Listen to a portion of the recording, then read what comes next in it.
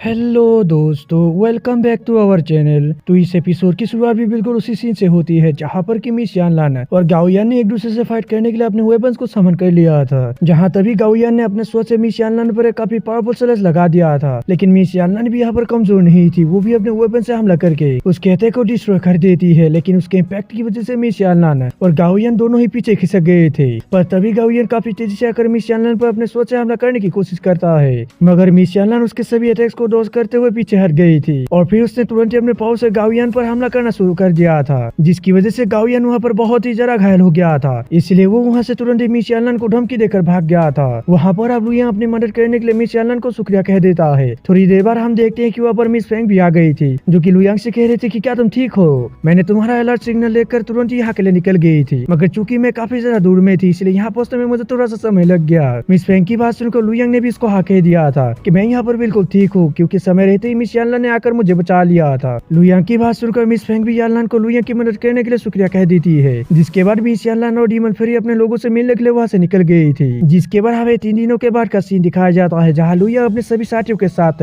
Golden spirit beast को पकड़ने के लिए गोल्डन डिजर्ट में आ गया था और वहाँ पर उन सभी को जो किंग की फिक्र हो रही थी, क्योंकि वो उनके पास अभी तक नहीं आई थी। लेकिन चूंकि यहाँ पर इनके पास अभी समय नहीं था, इसलिए वो लोग जो किंग को ढूंढने के लिए नहीं जाते हैं, बल्कि वो लोग अपने चारों तरफ एक प्रोटेक्टिव सी लगाते हुए उस डिजर्ट के टॉर्नेडो की तरफ बढ़ने लगे थे। थोड़ी दूर जाने के बाद उनको वहाँ पर काफी सारे गोल्डन स्पिरिट बीस्ट नजर आ गए थे, जो कि उसी डिजर्ट टॉर्नेडो से बाहर आए थे। साथ ही साथ वहाँ पर काफी सारे दूसरे सेक्ट के लोग भी थे, जो कि उन्हें गोल्डन स्पिरिट बीस्टों को पकड़ने के लिए जाने लगे थे। दूसरी तरफ लुयांग और मिस फेंग गोल्डन स्नेक को पकड़ने के लिए उसके पीछे चले जाते हैं, जहाँ लुयांग एक स्पेल की मदद से उस स्नेक को स्लो कर देता है और मिस फेंग अपने मल्टीपल स्वॉर्ड स्किल का यूज करते उस स्नेक को जान से मार देती है। जिसके बाद वो लोग उस स्नेक स्पिरिट को अपने पास रख लेते हैं, मगर तभी वहाँ पर बिलोड गॉड सेक्ट के 2 हेवेली गॉड्स आ गए थे, जो कि तुरंत ही लुयांग और मिस फेंग पर हमला करने के लिए चले गए थे उस स्नेक स्पिरिट को उनसे छीनने के लिए। मगर मिस फेंग उस हेवेली गॉड के अटैक को बहुत इजीली रोक लेती है और वही दूसरी तरफ लुयांग आसमान में अलर्ट सिग्नल भेज देता है अपने लोगों को मदद करने बुलाने के लिए। जिसके बाद इन लोगों के बीच यहाँ पर एक काफी आइकॉनिक लेवल की फाइट होने लगती है, जहाँ लुयांग और मिस फेंग उन दोनों पर भारी पड़ रहा था और तभी वहाँ पर उनके सेक्ट के लोग भी मदद करने के लिए पहुंच गए थे, जो देखकर ये दोनों हेवेली गॉड्स तुरंत ही वहाँ से भाग जाते हैं। अब ये लोग लुयांग और मिस फेंग से पूछने लगे थे कि आखिर बिलोड गॉड सेक्ट के लोग तुम दोनों पर हमला क्यों कर रहे थे, जिस पर लुयांग उन लोगों को बताता है कि क्योंकि हमने गोल्डन स्पिरिट बीस्ट को मारकर उसे अपने पास रख लिया था और वो लोग हमसे उसे छीनने के लिए हम पर हमला कर रहे थे, मगर चूंकि आप लोग यहाँ पर समय रहते ही आ गए इसलिए वो लोग यहाँ से धूम कर भाग गए। ये सब बातें करने के बाद वो लोग और भी गोल्डन स्पिरिट बीस्टों को पकड़ने के लिए आगे की तरफ निकल गए थे। दूसरी तरफ बाकी सेक्ट के लोग भी धीरे धीरे गोल्डन स्पिरिट बीस्टों को मारकर उनको पकड़ते जा रहे थे। वही दूसरी तरफ हम देखते हैं कि लुयांग और उसके साथ ही मिलकर एक गोल्डन सेंटीपीड को पकड़ने की कोशिश कर रहे थे और लगभग उन्होंने उसको जान से मार दिया था। बस अब सिर्फ एक आखिरी हमला ही बचा हुआ था, जिसे करने के लिए लुयांग काफी तेजी से उस सेंटीपीड के पास पहुंच गया था, मगर तभी सांगवान वहां पर आके अपने पैंथर सील से उस गोल्डन सेंटीपीड पर हमला करके उसे जान से मार देता है और उस सील के इम्पैक्ट की वजह से लुयांग भी घायल होता हुआ काफी दूर पीछे जा गिरता है। ये देखकर मिस में काफी ज्यादा परेशान होकर लुयांग को संभालने लगी थी। वही दूसरी तरफ से सांगवान गोल्डन सेंटीपीड को अपने पैंथर सील के अंदर ऑब्जर्व कर लेता है और फिर लुयांग से कहता है कि अगर तुम इस स्पिरिट बीस्ट को मेरे से लेना चाहते हो तो तुम मुझसे फाइट करके इस स्पिरिट बीस्ट को ले सकते हो। लेकिन इस बार हम देखते हैं कि मिस फेंग लुयांग को लेकर अपने साथियों के साथ वहाँ से दूसरी तरफ चली जाती है, लेकिन जाते हुए वो सांगवान से कहती है कि अगर तुमने लुयांग को मारने की कोशिश की तो फिर पूरा हेवेली वेस्टलैंड तुम्हारा दुश्मन हो जाएगा, इसलिए इस बात को ध्यान से याद रखना। वो लुयांग को यूं जाता हुआ देख सांगवान को बहुत ज्यादा गुस्सा आता है, लेकिन वो लुयांग को मारने के लिए पूरे हेवेली वेस्टलैंड को अपना दुश्मन नहीं बना सकता था, इसलिए वो गुस्से से लुयांग को वहाँ से जाता हुआ देखने लगा था। दूसरी तरफ लुयांग और उसके साथी वहाँ से आकर एक गोल्डन ड्रैगन स्पिरिट बीस्ट का शिकार करते हैं और उसके स्पिरिट को अपने पास रख लेते हैं और चूंकि यहाँ पर अब सभी गोल्डन स्पिरिट बीस्टों को पकड़ लिया गया था तो इसलिए लुयांग और उसके साथी टेलीपोर्टेशन फॉर्मेशन के पास से एक फॉर्मेशन का यूज करते हुए पहुंच गए थे, जहाँ पहले से ही बाकी सेक्ट के सभी लोग सीक्रेट डोमेन से बाहर जाने के लिए रुके हुए थे। लेकिन तभी हमें दिखाया जाता है कि वहाँ अचानक आसमान काले पड़ जाते हैं और जिसके तुरंत ही वहाँ पर उन सभी के नीचे एक बहुत ही बड़ा पोर्टल ओपन हो गया था, जिसके अंदर सभी सेक्ट के लोग गिर गए थे और वो लोग वहाँ से एक रूइन के अंदर पहुंच गए थे, जहाँ पर की काफी ज्यादा लाइटनिंग हो रही थी। तभी लुयांग को वहाँ पर गोल्डन पपेट गॉड किंग का नोट मिलता है, जिसे देखकर वो भी सोच में पड़ गया था। अब वहाँ पर सभी लोग पपेट किंग के उस नोट को देखने लगे थे, जिसके बाद वो लोग वहाँ पर मौजूद है सभी पैसेज को आपस में बांट लेते हैं, क्योंकि उन लोगों को लगता है कि वहाँ उन पैसेजेस में उनको बहुत सारे ट्रेजर्स मिल सकता है। और यहाँ पर डाइकिंग रहने से 5 पैसेज को अपने पास रखती है और बाकी 3 होल्स के लोग 4 पैसेजेस को अपने पास रखती है, जिसके बाद 4 नॉर्दर्न सेक्ट अपने लिए एक पैसेज को ले लेते हैं। इसलिए बाकी बचे 6 सेक्टों के लिए सिर्फ 3 पैसेज ही बच गए थे,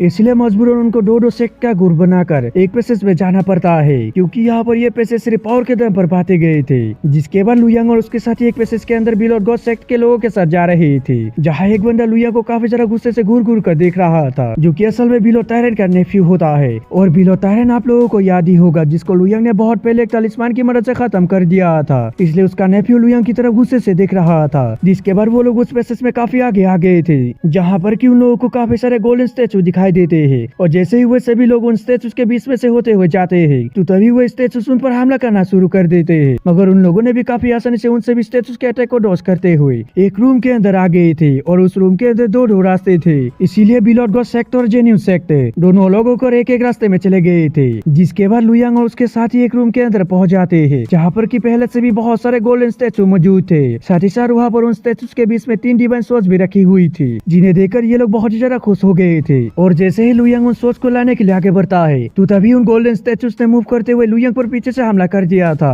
मगर ऐसा होता हुआ मिस फेंग और बाकी लोगों ने भी पीछे से देख लिया था, इसीलिए उन लोगों ने तुरंत ही उन स्टैचूज पर हमला करके उनको लुयांग से दूर कर दिया था। और लुयांग सक्सेसफुली उन तीनों सोच के पास पहुंच गया था। लेकिन चूंकि उन तीनों सोच के पास आसपास एक प्रोटेक्टिव सील लगी हुई थी, तो इसलिए लुयांग भी उस सील को तोड़ने में लग गया था। दूसरी तरफ मिस फेंग और बाकी लोग गोल्डन स्टैचू से फाइट कर रहे थे, और वो लोग उन स्टैचूज पर भारी पड़ते हुए उन्हें कमजोर करते जा रहे थे। वही दूसरी तरफ से लुयांग ने भी लगातार उस प्रोटेक्टिव सील पर हमला करते हुए उसे डिस्ट्रॉय करने में कामयाब हो गया था, जिसकी वजह से वैसे भी गोल्डन स्टैचूज भी वहाँ पर नीचे गिर गई थी। जिसके बाद लुयांग उन तीनों सोच को अपने पास रखकर उन सभी गोल्डन स्टैचूज को देखने लगा था। उनको देखने के बाद लुयांग सभी को बता रहा था कि ये कोई स्टैचू नहीं है, बल्कि ये एक पपेट है जिन्हें किसी के द्वारा बनाया गया था। ये सुनकर मिस फेंग भी परेशान हो गई थी, क्योंकि पपेट्स बहुत ही ज्यादा खतरनाक होते हैं। इसलिए वो लोग तुरंत ही उस रूम से निकलकर एक दूसरे रूम पे आ गए थे, जहाँ पर की एक बहुत ही खतरनाक गोल्डन पपेट डिवाइन लोशन के 10 जार्स को प्रोटेक्ट कर रहा था। उस गोल्डन पपेट के स्ट्रेंथ को देखने के लिए लुयांग अपने दोनों इमोर्टल सोर्स को मिस फेंग और मिस वेन को देकर उन दोनों को उस पपेट पर हमला करने के लिए भेज देता है। लेकिन जैसे ही वो दोनों उस पपेट के ऊपर हमला करते हैं, तो तभी वो पपेट भी एक्टिवेट होकर उन दोनों के अटैक्स को बहुत इजीली डिस्ट्रॉय कर देता है, जिसके इम्पैक्ट की वजह से मिस फेंग और मिस वेन उड़ते हुए काफी दूर पीछे आ गई थी। अब उस पपेट के इतने खतरनाक स्ट्रेंथ को देखकर वो लोग वहाँ से भागने का डिसाइड करते हैं, लेकिन वो लोग वहाँ से भाग पाते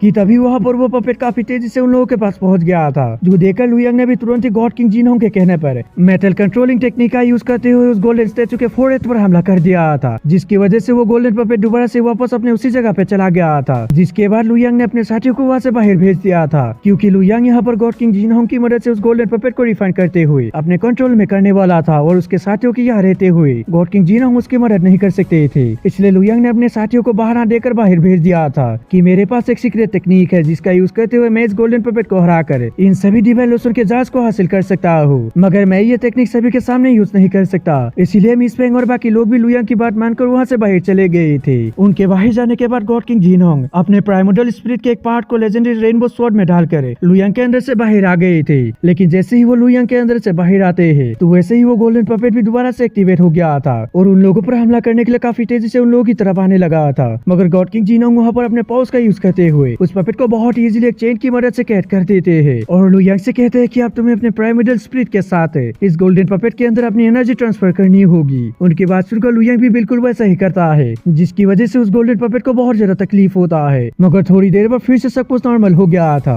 जिसके बाद गॉड किंग जिनहोंग लुयांग से ये कहकर वहाँ से चले गए थे कि अब तुम्हें इस पपेट को समझना होगा, जिसके बाद तुम इसे कंट्रोल कर पाओगे। उनकी बात सुनकर लुयांग भी वहाँ पर अपने प्राइमोर्डियल स्पिरिट को वापस रखकर उस गोल्डन पपेट के बारे में समझने की कोशिश करने लग गया था। जिसके बाद हमें दूसरी तरफ उस रूम के बाहर का सीन दिखाया गया, जहाँ पर की बिल और गॉड सेक्ट के लोगों ने सांगवान को लुयांग को मारने के लिए बुला लिया था। इसलिए मिस फेंग सांगवान को वहाँ पर रोकने की कोशिश कर रही थी, जिसकी वजह से सांगवान ने अपने एक साथी को मिस फेंग से फाइट करने के लिए भेज दिया था, और वो खुद लुयांग को मारने के लिए उस रूम के अंदर चला गया था, जहाँ पर की लुयांग उस पपेट को समझने की कर रहा था। उस रूम के अंदर आने के बाद सांगवान तुरंत ही अपने मल्टीपल सोर्स को क्रिएट करते हुए लुयांग पर पीछे से हमला कर देता है, लेकिन यहाँ पर लुयांग ने भी उसको नोटिस करते हुए इसके सभी अटैक्स को ब्लॉक कर लिया था। मगर यहाँ पर सांगवान ने काफी सारे मल्टीपल सोर्स को दोबारा से क्रिएट करते हुए लुयांग को काफी ज्यादा घायल कर दिया था, जिसकी वजह से लुयांग के मुंह से खून भी आने लगा था। और इस मौके का फायदा उठाते हुए सांगवान अपने जायंट स्पिरिट सोच से लुयांग को खत्म करने के लिए उस पर हमला करने की कोशिश करता है। मगर तभी वहाँ पर वो गोल्डन पपेट दोबारा से एक्टिवेट होकर सांगवान के अटैक को ब्लॉक करते हुए उसे दूर कर दिया था। उस पपेट को एक्टिवेट होता हुआ देख सांगवान वहाँ से दुम दबाकर भागने लगा था। साथ ही साथ वो गोल्डन पपेट भी उसके पीछे चली गई थी। उस पपेट को मूव करता हुआ देख लुयांग गॉड किंग जिनहोंग से पूछता है, सीनियर क्या मैं उस पपेट को रिफाइन करने में कामयाब हो गया? इस पर गॉड किंग जिनहोंग भी उसको हाँ कह देते हैं, लेकिन साथ ही वो ये भी बताते हैं कि उस पपेट के ऊपर तुम्हारा भी लॉट गिर गया था, जिसकी वजह से वो पपेट अब बहुत ही ज्यादा भयानक हो गया है। इसलिए वो उस बंदे को मारे बगैर बिल्कुल भी शांत नहीं होने वाला वाला है जिसने तुम्हारा खून बहाया है।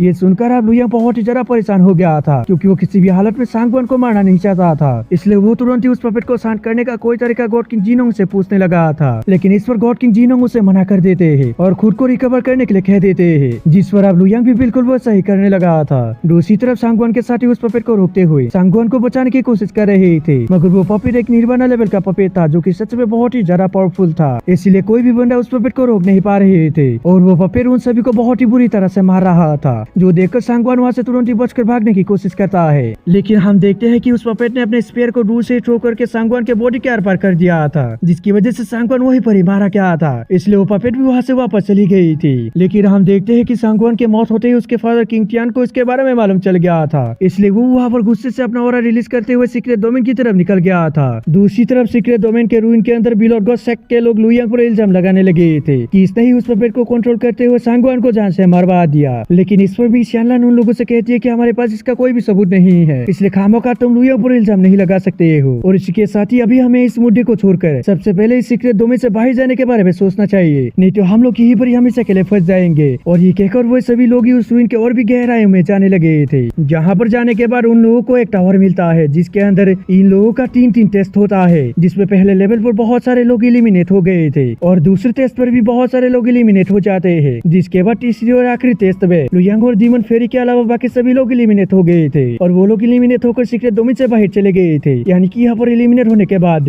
सभी लोग इस सीक्रेट डोमेन से बाहर पहुंच गए थे। दूसरी तरफ चूंकि लुयांग और डीमन फेरी ने तीनों टेस्टों को ही पास कर लिया था, तो इसलिए वो लोग वहाँ से टेलीपोर्ट होकर गोल्डन पपेट गॉड किंग के पास पहुंच गए थे। यहाँ पर अब पपेट किंग के बातों से हमें मालूम चलता है कि गॉड किंग जिनहोंग और उसके बीच बहुत ही अच्छी दोस्ती थी, जिस बारे में जिनहोंग भी लुयांग को बता देते हैं। जिसके बाद यहाँ पर चूंकि लुयांग और डीमन फेरी दोनों ने ही तीनों टेस्टों को सक्सेसफुली पास कर लिया था, तो इसीलिए पपेट किंग भी उन दोनों को ही अपना इनहेरिटेंस पास कर देते हैं, यानी कि वो अपने गोल्डन पपेट सूत्र को पास कर देते हैं, जिसका यूज करते हुए वो पपेट्स को रिफाइन किया करते थे। अपना इनहेरिटेंस पास करने के बाद पपेट किंग वहाँ से चले गए थे। दूसरी तरफ इन दोनों के पास अभी भी सीक्रेट डोमेन से बाहर जाने के लिए 3 दिनों का समय बचा हुआ था, तो इसलिए ये लोग पपेट सूत्र को 3 दिनों तक लगातार वहाँ बैठकर कल्टीवेट करते हैं, जिसकी वजह से उन दोनों ने ही सक्सेसफुली इस पपेट सूत्र को मास्टर कर लिया था। तो इसीलिए अब ये लोग भी टावर के बाहर आ गए थे और यहाँ पर मौजूद सभी पपेट्स को ये दोनों आपस में बराबर बांटने का डिसाइड करते हैं। साथ ही सांगवान को मारने वाले गोल्डन पपेट भी वहाँ टावर के पीछे छिपकर इन दोनों को देख रही थी, जिसे देखकर लुयांग तुरंत ही डीमन फेरी के पता चलने से पहले ही उस पपेट को अपने डिवाइन ओरिजिन रिंग में रख लेता है। और ये डिवाइन स्टोरेज रिंग बहुत ही ज्यादा खास है, जिसकी वजह से कोई भी निर्वाणा लेवल का कल्टीवेटर इसके अंदर झांक कर नहीं देख सकता है। जिसके बाद ये दोनों यहाँ पर मौजूद सभी पपेट्स को रिफाइन करके अपने पास रखकर उस सीक्रेट डोमेन से बाहर निकल गए थे। और जैसे ही लुयांग और डीमन फेरी उस सीक्रेट डोमेन से बाहर आता है, तो तभी वहाँ पर लुयांग को देखकर दाइकिंग डायनेस्टी का इमोर्टल गुस्सा होकर लुयांग पर हमला करने के लिए काफी तेजी से उसकी तरफ चला गया था, क्योंकि उसको भी अपने लोगों के द्वारा मालूम चल गया था कि सांगवान सीक्रेट डोमेन के अंदर मारा गया है और ये सब सिर्फ लुयांग का काम हो सकता है, जिसकी वजह से वो लुयांग को जान से मार देना चाहता था। और दोस्तों इसी के साथ एपिसोड भी खत्म हो गया था। दोस्तों अगर आप सभी को वीडियो अच्छे लगे तो लाइक कर दें और अगर आप चैनल पे नए हैं तो सब्सक्राइब करते जाना। तो मिलते हैं किसी और वीडियो में, जब तक के लिए बाय।